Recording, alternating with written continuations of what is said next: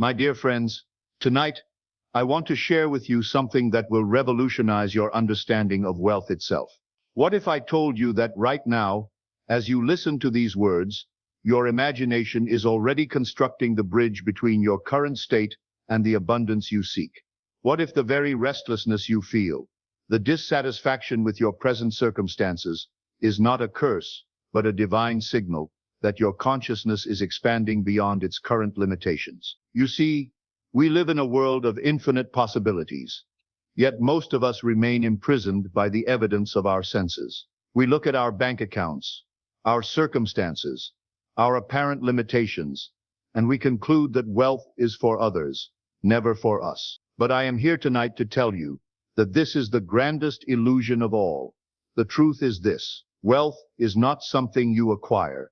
It is something you assume. It is not a destination you reach. It is a state of consciousness you inhabit. And if you have been feeling stirrings within you, if you have been experiencing certain signs and sensations, then I tell you now that your imagination is already preparing the way. But here's what most people miss, and this is crucial. The signs of approaching wealth are not what you think they are. They're not found in your external world first. They begin in the invisible realm of imagination, in the depths of your consciousness, long before they manifest in your physical experience. Let me share with you the sacred signs that indicate your consciousness is shifting toward wealth, toward abundance, toward the life you were meant to live. The first sign, and perhaps the most misunderstood, is what I call divine discontent. You begin to feel restless in circumstances that once seemed acceptable. The job that once provided security now feels like a prison. The routine that once brought comfort now stirs an inexplicable unease within you. But here's what's fascinating. This is the exact same feeling that every wealthy person experienced before their breakthrough.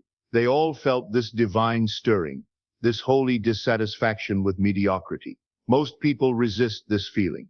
They try to silence it, to return to their former comfort. They medicate it with distractions, numb it with routine, or worse, they judge themselves for feeling ungrateful. But I tell you this, that discontent is not your enemy. It is your salvation. It is consciousness itself, stirring within you, preparing to expand beyond its current boundaries. Think of it this way. When you outgrow your clothes, they become uncomfortable. The discomfort isn't a punishment, it's evidence of growth. In the same way, when your consciousness outgrows your current circumstances, those circumstances become uncomfortable. Suddenly, you can't stay in that job that once felt stable. You can't remain in environments that drain your energy. You sense a calling for something more, even if you can't yet define what that more is. When you feel this divine discontent, you are like a seed that has been planted in the darkness of the earth. The seed must crack open, must break apart from what it was, before it can become what it is meant to be. This breaking is not destruction, it is transformation. And here's the secret that changes everything. The moment you stop resisting this discontent and begin to embrace it as a sign of your expanding consciousness, you align yourself with the very force that creates worlds. Consider the story of every great fortune. They all began with someone who could no longer tolerate their current reality. They felt the divine discontent, and instead of silencing it, they listened to it. They understood that comfort is the enemy of growth, and that God, your own divine consciousness, will disturb your peace to shift your direction. The second sign is the sudden flooding of your mind with ideas, visions, and possibilities that seem to come from nowhere. You find yourself imagining scenarios of success, wealth, and influence that feel both foreign and familiar. You wake up with business concepts you've never considered. You see yourself living in ways that your current reality cannot support. Pay attention to this. You're not just unhappy with your circumstances. You're being flooded with visions, ideas, and plans. You're waking up with thoughts you didn't go to bed with. You're thinking about business models, creative ventures, investment opportunities that seem to arise from thin air. This is not daydreaming, my friends. This is imagination, the divine faculty by which all things are created. When your imagination becomes active in this way, it is because consciousness is preparing to clothe itself in new forms. These visions are not random. They are revelations. They are consciousness showing you what is possible when you expand beyond your current limitations. The mistake most people make is dismissing these visions as fantasy. They say to themselves, "I'm just dreaming," or "I'm being unrealistic." But I tell you that these visions are more real than your current circumstances. They are the preview of coming attractions, the blueprint of your expanding consciousness. Listen carefully to this. Every great fortune, every magnificent achievement, every transformative breakthrough began first as an imaginal act. The external world is simply consciousness made visible. When God, your own divine I Am, speaks to you, it is through inspiration. He deposits vision into people he intends to use. If your mind is suddenly fertile with ideas that seem beyond your previous thinking, you are likely being led toward the wealth connected to those ideas. Your imagination is not showing you what might be. It is showing you what shall be, if you will only assume the feeling of its reality. Don't ignore these visions. Don't dismiss them as impossible. Instead, live in them, feel them, assume the feeling of their fulfillment. Because in the realm of consciousness, assumption is the only reality that matters. The third sign is the mysterious alignment of people, opportunities, and resources around you. Suddenly, conversations lead to connections. Books appear that speak directly to your vision. People emerge who can help you in ways you never anticipated. Watch this carefully. It may start small. Someone offers help. An old contact reconnects. You discover a podcast, a book, or a mentor that speaks directly to your situation. Doors start opening where once you saw only walls. This is not coincidence. There is no such thing as coincidence in the realm of consciousness. This is the infinite intelligence of your own I Am orchestrating events to support the state you are growing into. When you begin to assume the feeling of wealth, the entire universe conspires to confirm that assumption. Here's what you must understand. These alignments are not happening to you. They are happening through you. Your consciousness, expanded to accommodate wealth, is now attracting the experiences that match that expanded state. The infinite intelligence that you are is working through relationships, timing, and information to bring about the fulfillment of your assumption. You may find that someone you haven't spoken to in years suddenly reaches out with an opportunity. You may discover that a book you randomly picked up contains the exact knowledge you need.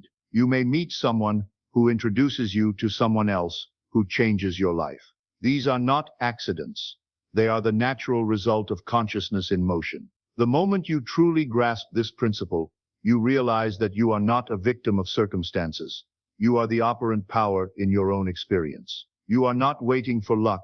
You are creating the very experiences that others call lucky. The fourth sign is an increase in your spiritual sensitivity and discernment. You begin to hear the voice of your I Am more clearly. You start to distinguish between the thoughts that come from your limited, conditioned self and the inspirations that arise from your divine nature. This refinement is essential because wealth without wisdom is dangerous. God, your own divine consciousness, cannot entrust you with abundance until you have developed the spiritual maturity to handle it responsibly. You may notice that conversations that once entertained you now seem empty. Environments that once felt comfortable now feel spiritually stagnant. This is not judgment. This is growth. Your consciousness is tuning to a higher frequency, and what once resonated with your former state no longer matches your expanding awareness. This is the secret the wealthy know but rarely speak. True wealth is first a state of consciousness, and only secondarily a collection of material things. The fifth sign may seem contradictory, but it is perhaps the most important. Sometimes, before your consciousness can expand to accommodate wealth, it must first release what no longer serves your highest good. This is perhaps the most confusing yet powerful sign: loss. I know that sounds contradictory, but hear me out. Sometimes before consciousness multiplies your harvest, it clears the field. You may lose a job, a relationship, a source of income, or even your sense of direction. In the moment, this feels like defeat. It can feel devastating. But I tell you that loss is often the universe's way of creating space for something greater. It is consciousness clearing the field before planting new seeds. Here's the truth that will change how you see every loss. Sometimes consciousness subtracts to prepare you for a greater addition. It removes what no longer serves your destiny so that your hands will be free to receive what does. Look again at what you've lost. Was it really serving your highest good? Was it truly aligned with the person you're becoming? Often, we cling to things not because they're good for us, but because they're familiar. We hold on to jobs, relationships, and situations that drain our energy because we fear the unknown more than we trust the process of growth. But consciousness, your own divine awareness, knows better. It knows that before you can hold more, you must release what is keeping your hands full. It knows that before you can receive the new, you must make space by releasing the old. When you understand this principle, you stop cursing your losses and start blessing them. You recognize that what appears to be subtraction is actually preparation for multiplication. Every ending is a new beginning. Don't curse the loss. Understand its purpose. Wealth isn't just gained by addition. It often comes by subtraction first. The question is not, why did this happen to me? But what is this making room for in my life? Trust the pruning. What you lost may not return in the same form, but what's coming will make sense of everything that's been removed. The sixth sign is perhaps the most profound. You begin to experience a peace that defies explanation. Even when your external circumstances seem uncertain, there is a quiet confidence within you that all is well. This peace is not based on evidence, it is based on faith. It is the peace that comes from knowing that you are not separate from the source of all abundance. It is the calm assurance that what you have imagined, what you have assumed, what you have felt to be true, must and will manifest in your experience. This peace allows you to act without anxiety, to plan without panic, to move forward without fear. It is the sign that your consciousness has already accepted the reality of your wealth even before it appears in your external world. When you have this peace, you know that you are not hoping for wealth, you are expecting it. And expectation is the feeling that precedes manifestation. The seventh sign is a fundamental shift in how you speak about yourself and your future. You stop using the language of limitation and begin using the language of assumption. Instead of saying, I hope I will be wealthy, you begin to say, I am wealthy. Instead of I want success, you declare, I am successful. Watch this transformation carefully. You no longer speak like someone defeated. You no longer see yourself as a victim of circumstance. You're not just thinking about surviving. You're beginning to believe in thriving, even if your current bank account doesn't match your mindset. This is not positive thinking. This is consciousness speaking. When you truly assume a state, your language naturally reflects that assumption. You cannot maintain the feeling of wealth while speaking the language of poverty. Your words are not separate from your consciousness. They are the very expression of it. Remember this biblical truth. As a man thinks in his heart, so is he. If your inner life is beginning to echo abundance, gratitude, generosity, and vision, it's only a matter of time before your outer life reflects the same. The change is spiritual first, then physical. You stop thinking small because consciousness itself is expanding. You begin to see yourself not as you were, but as you are becoming. This shift in self-perception is one of the most powerful indicators that wealth is on its way. Your words are not just sounds. They are the vehicles by which consciousness expresses itself in the world. Every word you speak is either confirming your current limitations or affirming your expanding possibilities. The eighth sign is the paradoxical increase in your desire to give, even when you feel you have little to give. True wealth consciousness is never stingy or fearful. It operates from the assumption of abundance, not scarcity. Here's something that might surprise you. Many people on the path to wealth start giving more before they ever receive more. As strange as it may sound, your spirit begins to understand the law of sowing and reaping. When you begin to feel wealthy in consciousness, you naturally want to share that wealth. You understand that giving is not loss, it is circulation. It is the way consciousness expands and expresses itself through you. You no longer cling tightly to every dollar. You start blessing others, giving without fear, because your heart trusts that what you release returns to you multiplied. This generosity is not calculated. It is spontaneous. It flows from the recognition that you are not separate from the source of all abundance. When you give from this understanding, you are not depleting yourself. You are affirming your connection to the infinite. This isn't foolishness. This is faith. And generosity is the soil in which abundance grows. If you're feeling more drawn to giving, that's a powerful sign that consciousness is preparing to increase your storehouse. The wealthy know this secret. You cannot outgive the universe. Every gift you give is a gift you give to yourself. When you give from a consciousness of abundance, you are not making yourself poorer. You are making yourself richer. You are demonstrating to consciousness that you believe in its infinite capacity to provide. The ninth sign is an insatiable appetite for learning and growth. You begin to invest in yourself, in books, courses, mentors, and experiences that expand your understanding of wealth, success, and consciousness itself. This hunger is not mere curiosity. It is consciousness preparing itself for greater expression. You cannot maintain a state of wealth consciousness without constantly expanding your understanding of what wealth means and how it operates. The knowledge you seek is not just practical, it is spiritual. You want to understand not just how to make money, but how to live as a wealthy person. You want to know not just the techniques of success, but the consciousness that underlies all success. Remember, wealth is not something you get, it is something you become, and becoming requires constant growth and expansion. The 10th sign is the development of an inner strength that allows you to persist through challenges that would have previously defeated you. You find yourself able to do things that once seemed impossible, to continue when others would quit, to maintain your vision when others lose faith. And here's what's remarkable. Suddenly, things that once overwhelmed you now inspire you. You find strength where you used to find excuses. You stop procrastinating. You start showing up early, staying late, doing more. This strength is not human willpower.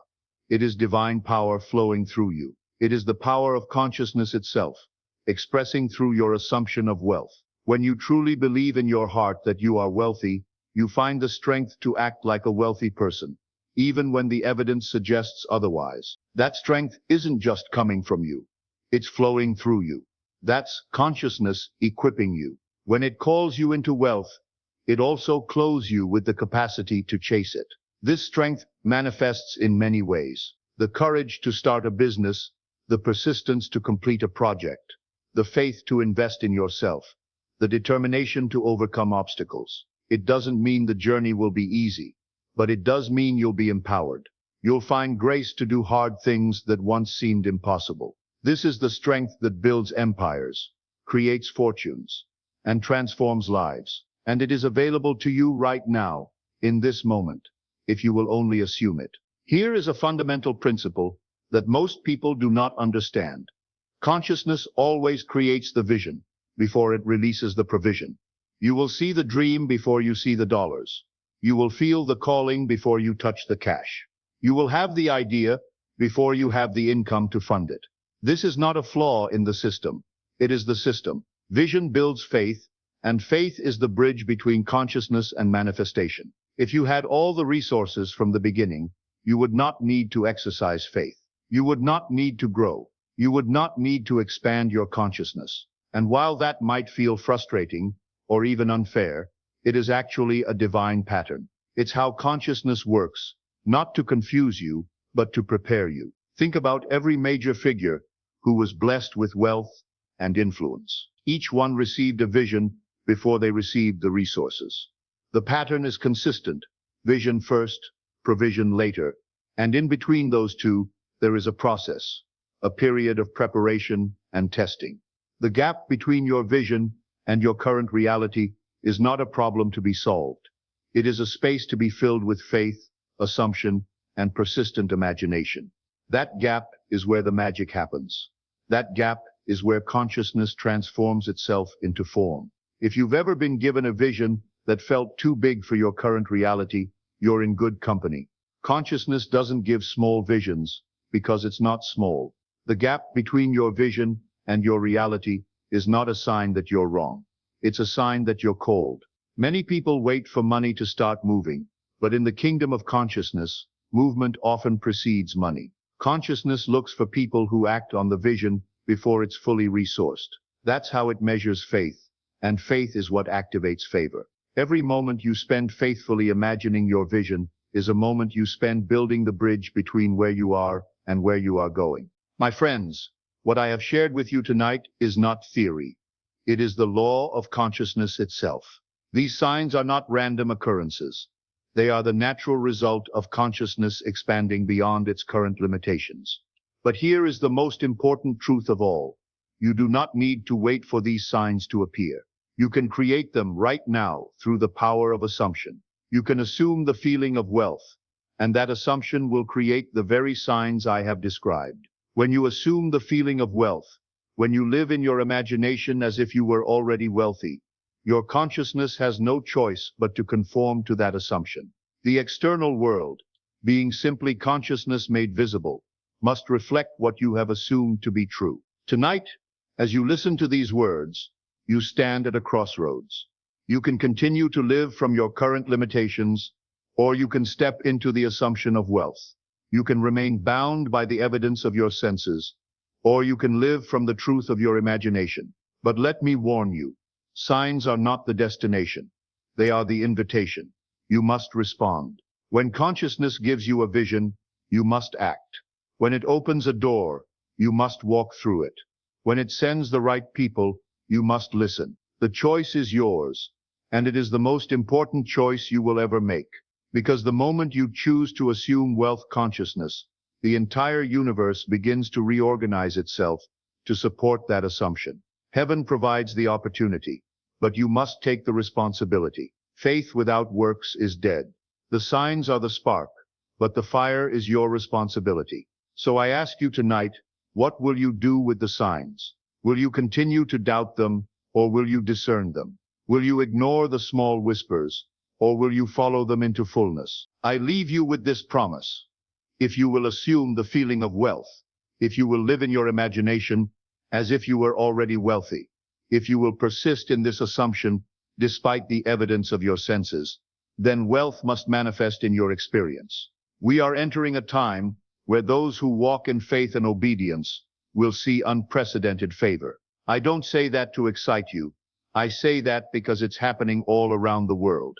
People are being awakened to new purpose, new ventures, new visions, and those who listen and move will be the stewards of this new wave of wealth. This is not hope. This is law. This is not wishful thinking. This is the way consciousness works. You are not a victim of circumstances. You are the operant power in your own experience. If you're hearing this, you are not disqualified. Your past does not cancel your promise. Consciousness does not call the qualified. It qualifies the called. And if you're seeing these signs, you are being called.